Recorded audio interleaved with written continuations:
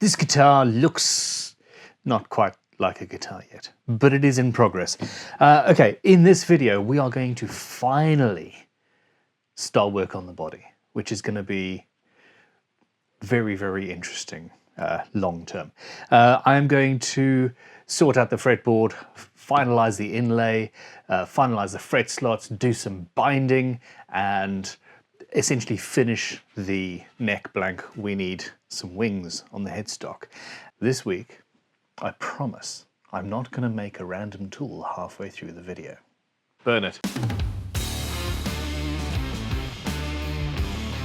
Haha, yay! I'm tempted to find a random tool to make halfway through the video just for funsies now.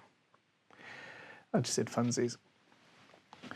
It's ironic. It's supposed to be ironic, but you don't know that. This is what happens when I come in cold and start an intro without any thought. On with the guitar build. Tiny plane! Haha! That's what I need. I didn't clear quite enough of the glue off. This is a good way. I'm angling it slightly sideways so that I'm cutting into the corner just a tiny little bit. There we go. It's a Veritas, before anybody asks. Twin to my tiny little spoke shave. And then we go in with a chisel and use it as a scraper, just gently.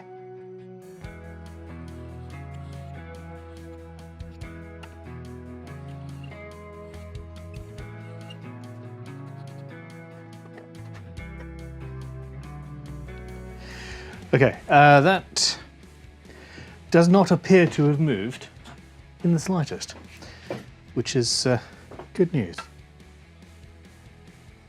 Okay, so there is an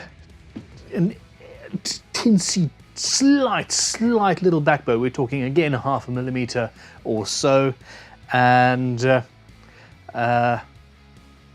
it's minuscule. I am going to use a leveling beam to flatten it down. I'm not putting much pressure on, and I'm supporting it in the middle just so that I can see if there is any movement. Any movement is in my mat. You can feel the straight edge contacting across this whole length. And then we're going to clean out the fret slots, make sure that they're deep enough for our fret wire. I'm going to use some masking tape to mark the depth of cut that I want, just a fraction deeper than the tangs of my frets. I don't want them too deep. The deeper you go, the more you've got to fill with glue in order to keep the stability of the neck. And this is shaping up to be an incredibly stable neck. So we just go in and follow the existing cuts. And here we go. I love how that looks. Not huge amounts of material removed, but enough. Oh, by the way, people in the comments were asking me if I was a giant or if this was a tiny, tiny neck or if I was making a headless guitar. Because I had left enough room to play with the joint, but it wasn't enough for a full through neck. This is not headless. This is not headless, but one day soon, I'm not entirely sure what I dropped over there. A whole bunch of hardware. Come on. Anyway, one day soon, I am not only going to be making a headless guitar. It's going to be a headless guitar with a trem. And yeah, I got in touch with Riviera for this incredibly cool looking trem. And yeah, there we go. What's it? RivieraGear.com. But yeah, this is going to be awesome. And will be a build soon. There we go. Let me know in the comments below if you've ever seen an electroacoustic style headless instrument that actually drives air. Interesting. Digressions within digressions within digressions. Wow. I am running out of day. It is the last week of a bunch of our 3-month students at our guitar building school, and I spent most of the day going through all of their builds and giving them points and tips and huge amounts of praise, because there were some incredible instruments built this time round, in spite of the fact that social distancing and all sorts of strange things happened. Anyway, what I really want to be doing is getting on with the inlay. Now, the inlay is going to be a circle, essentially a planetary ring without a planet, cut out of a burly section of the top and back. Now, the issue is, I don't know where I can spare even a 45 millimeter ring out of this material, because I really do need it for both the top and the back. Therefore, we are going to have to sort out the shape of the instrument. Now, the original Nebula was basically taken, in fact, I think the original body was a kit Les Paul type guitar that we made that for some reason, I think the CNC missed a path or something. This was back in the days when we had a 20-year-old CNC, 10 years ago. So very, very old CNC machine. Anyway, it was non-usable, and then I took it and adjusted the shape a little bit, and we ended up with Nebula. And that is what I'm doing with this template. Adjusting it a little bit so we don't get sued. I don't think Gibson are particularly litigious anymore for some reason. Not quite sure why. So I'm going to take this template over to the sander and just get rid of a bunch of material. MDF is useful, but don't breathe it in.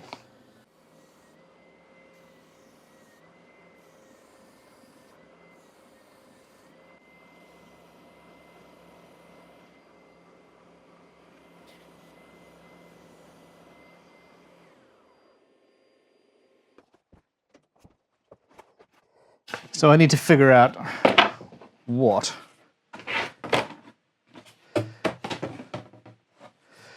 I'm doing, or if this isn't even the book match. Oh, let's go find the other leaf. Did I say the other leaf? I meant to say the other three. Oh. Okay, now there is a story. There is a story with this wood. Ooh. Actually, maybe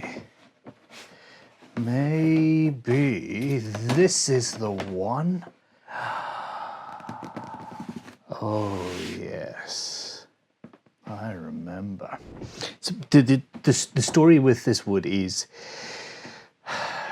that maybe a decade ago, a fan came to visit and said, "Hey, I've got some wood for you. I think you can do it justice."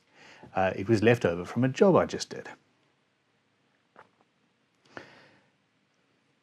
Yeah, my ears perk up when somebody says this to me. And he came in and unveiled this glorious, glorious timber, the like of which I have very rarely seen.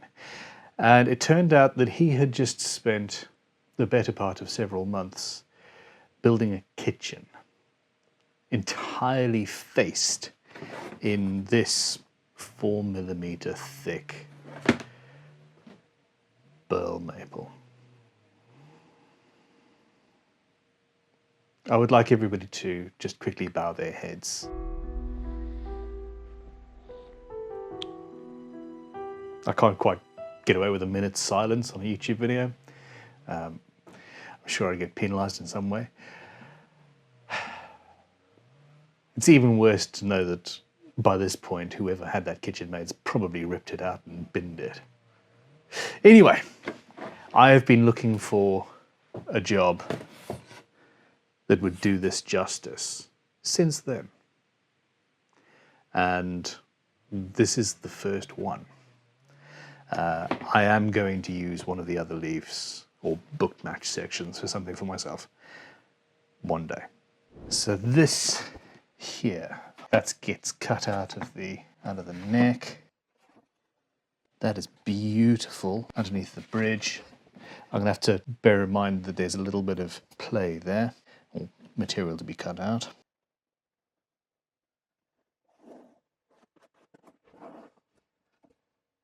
Yes, I'm going to do that in pen now, actually.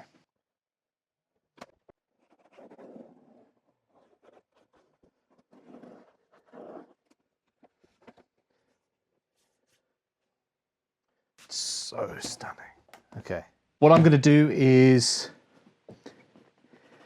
I need to cut this a bit bigger, get that section away. I will then book match these bits and sort out the back at a later date.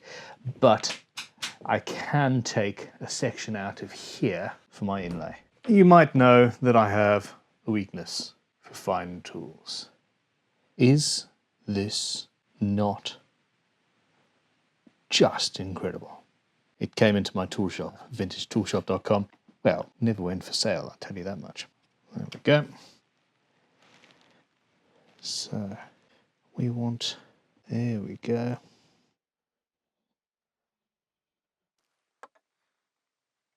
Yeah, I suppose so.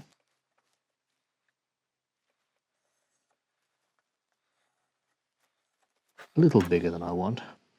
Okay, after a little bit of thought, I've come to the conclusion that I need to stop saying okay at the beginning of clips. This must piss my editor off mightily. I am happy. I found another place where we've got pipping and interesting figure, etc. there, and it is also not taking up too much. Well, it's not going anywhere near extra pieces. I'm expecting to have to use those bits for the headstock, and I don't want to waste this gorgeous wood. Every iota of it that can be used shall be. I often say, if you are going to do an inlay, make it an organic shape. Make it something swirly and twirly that if you mess up on, it just looks a little bit more swirly or twirly. There's a t-shirt in there somewhere. Geometric shapes are an absolute nightmare to do because our modern sensibilities are such that if anything goes wrong with your square or rectangle or circle, you immediately notice it. You don't even necessarily know that something is wrong with it, but your mind's going, that's a bit off. The whole guitar's a bit off because that one inlay isn't quite parallel or whatever. So, that being said, there are several different ways that I could attack the circle. I could use a Forstner bit to drill out the center, potentially. I could use a circle cutting jig. If I had one, I've had multiple of them over the years and I've always never used them.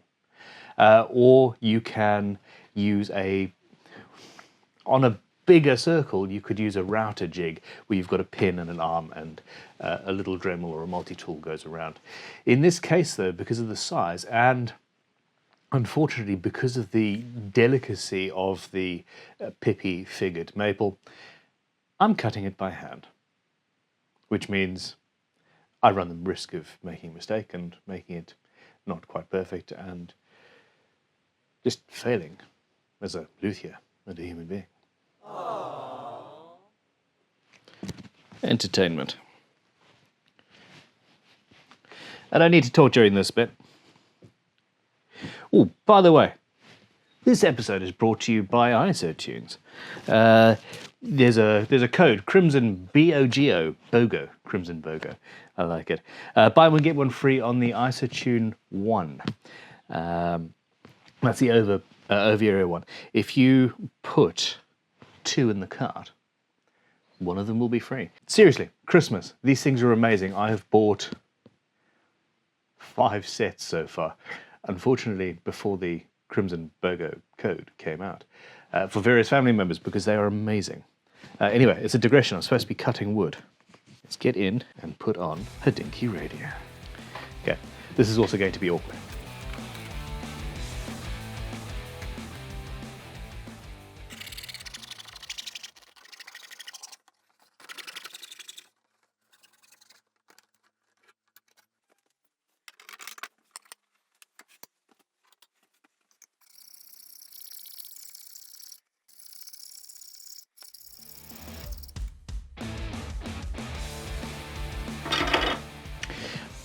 Doing that, I've just realized what I want to do. So the outline, I want one of these two lines to be absolutely perfect so that the next one can be matched to it. And what I'm going to do is drill a hole through the center, put a pin in it on a chunk of wood. You see that variation? There's probably more than 1 millimeter of variation there. And that's, you know, I haven't gone too far out the line there. A little bit further there. But it's just, yeah. And then basically turn that around the pin against a sander. And that will, I will be controlling the pressure on the sander. So I'm not too worried about it disintegrating, especially since it's still a solid disc. And then I can go and by hand cut the inside out and file the inside. That will do nicely. It's amazing what listening to something completely unrelated to what you're doing does for the mind. I'm listening to Hodinkee Radio about Zenith watches and things at the moment, and realized that this was the way to build this guitar. I like it. But Ben, I hear you yell, is that not going to run away and cause horrendous issues and potentially slice your fingers up to hell? Yes. I've got a very sharp pair of Lancashire pattern dividers. These are sex. Oh, that's a digression. Okay, hold on. First of all, I'm sticking the dividers into this soft wood, and that's going to then turn it and control. I might even drill tiny holes. How soft is that? Not soft enough. And that's going to give me the control, and I'll be moving that forwards and back like so. And we're good. I don't think that's going to be too high. We'll see. But a quick digression, check out these dividers. There are tools and then there are tools. And they used to make tools like this. A standard pair of dividers is made up of 4 or 5 pieces of metal. This is a Lancashire pattern where everything, including the spring, is forged out of a single piece of steel. Is this not just incredible? You can't see something like this in your day-to-day work while you're building things and not be affected by the unnecessary beauty of the thing. And I find that beautiful tools help inspire me at least to make beautiful things, or at least attempt to.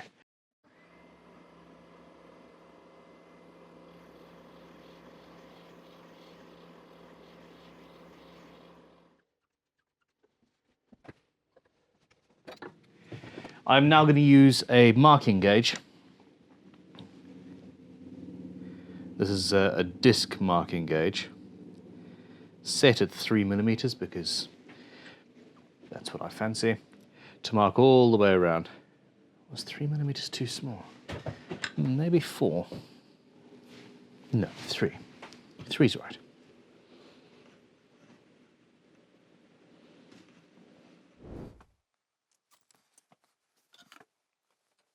Be mindful of the quality of your saw blades. I think I'm using, I think it's Velourb jeweler's blades here. Those multi-packs of 72 cheap saw blades for a $5, don't even consider it. It is a false economy. Anyway, I'm saying this by way of mentioning I'm using a 000 or something very fine jeweler's saw blade, but this is relatively soft and relatively thin wood, and it's cutting nicely.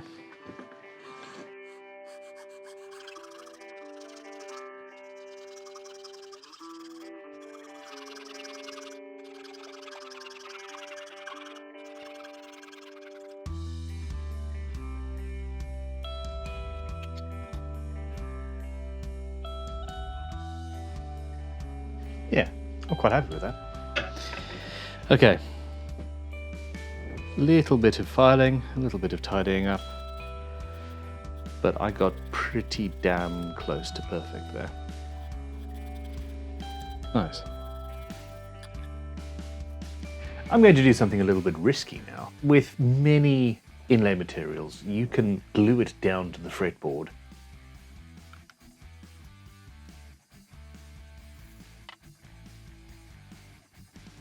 And then mark around it with your scalpel blade so that it's absolutely in the perfect position, and then melt the super glue or warm it up a little bit, remove the inlay, and this is a relatively soft material, and this may not work, and I may lose my circle entirely.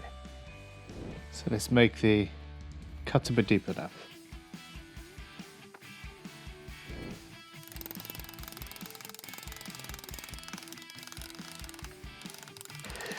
I was going to do that entire thing with a chisel just because I fancied it, but to be honest, no. A multi-tool in a little router base is the correct tool for the job. Set the depth. I'm using a 1mm cutter, and it'll do all right.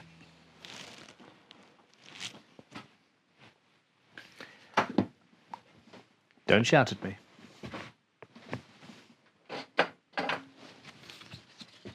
See? I got it.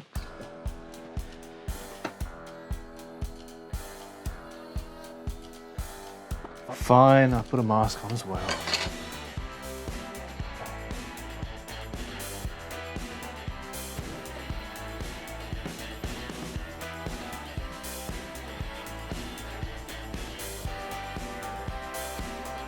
No mess, no fuss.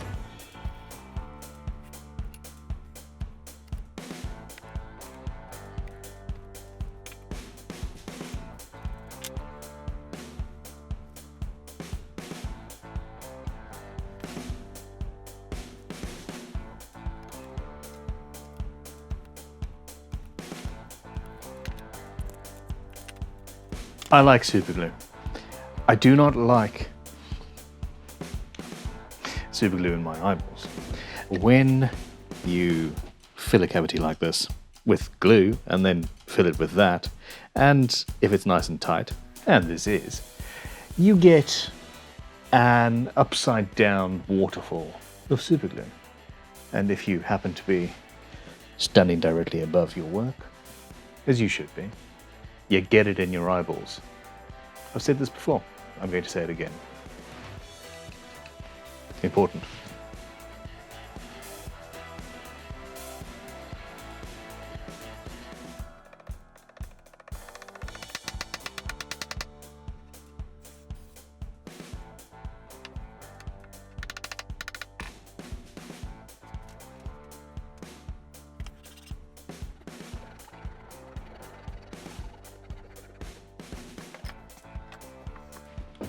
Time to move on to a blade.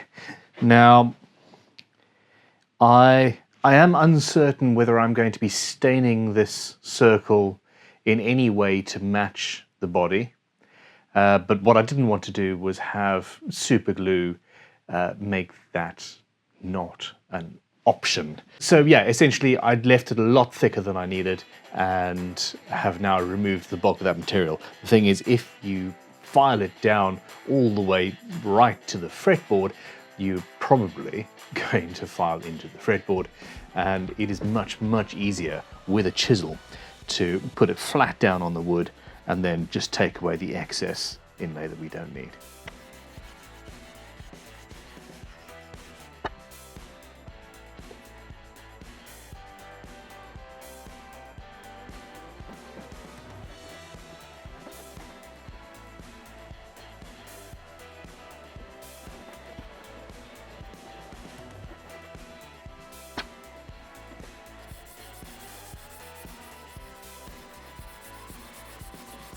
Well, I'm really rather happy with this. There is going to be more work, more sanding to be done as the binding goes in, but we're pretty much there. Now, binding is somewhat problematic. I don't have a section on this wood long enough to do my fretboard. Not by a long shot. Let's just have a quick look at that. So I'm going to have to try and come up with something clever. I can't... You see where we've got our joint here? That edge of the body is very close to that. If we push this that way, we have to move this, and there is nowhere to go. So I'm going to have to make the binding out of multiple pieces, which normally would be ugly and just, yeah, not nice. We can do something a little bit better though in this particular case with this particular wood. So here I have the various lines and features, and you can see how they line up. I didn't do it very well when I drew this pencil stuff out, but this is where I need to be. So let us just mark this out.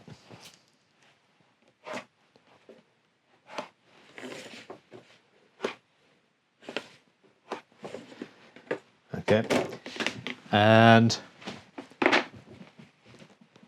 we'll have a point up here where it all joins. And there's going to be a line. Let me see, that's why I marked it all out. I need to have my center line. Crikey. We are only just doing this.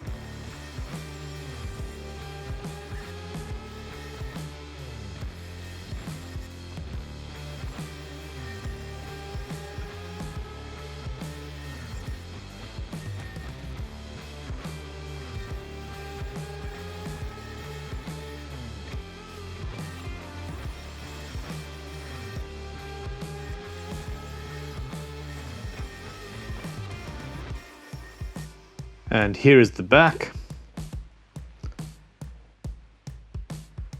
And here is the front. Okay, I'm going to leave it here. We're running long on footage and low on time. Next week, I am going to fret the neck. I am going to make and install the binding. I'm going to joint and start the body itself. While cutting these top and back pieces out, I finally figured out the last little pieces of the design of this instrument. I'm very, very excited. This is looking really, really cool, and I could not be happier with the progress. I hope you agree. Please let me know in the comments what you're thinking. And I know lots of you are going to say, hey, you should use those as sound holes. I know, I really should. There's the body blank over there. It is all definitely coming together. Do not forget, please, the Isotunes promotions, very, very short term. Crimson BOGO, buy one, get one free on the Isotunes Pro 1s. Yeah, put both of them in your cart, get one set free. It's as simple as that. And if you don't want that one particular type of Isotunes, but you want to get a bunch more for people for Christmas presents, and they make fantastic Christmas presents, I've got a bunch over there for my family, then Crimson 10 gets you 10 off. So check that out. Crimson 10, Crimson BOGO. Every little bit helps keep this rampant content producing machine running, and I really appreciate your support. Click like, subscribe, and let me put this camera down, because actually, even with the small lens, it's pretty heavy. Crikey. Yeah. That was anticlimactic. Goodbye. I love you. See you soon. Cheers.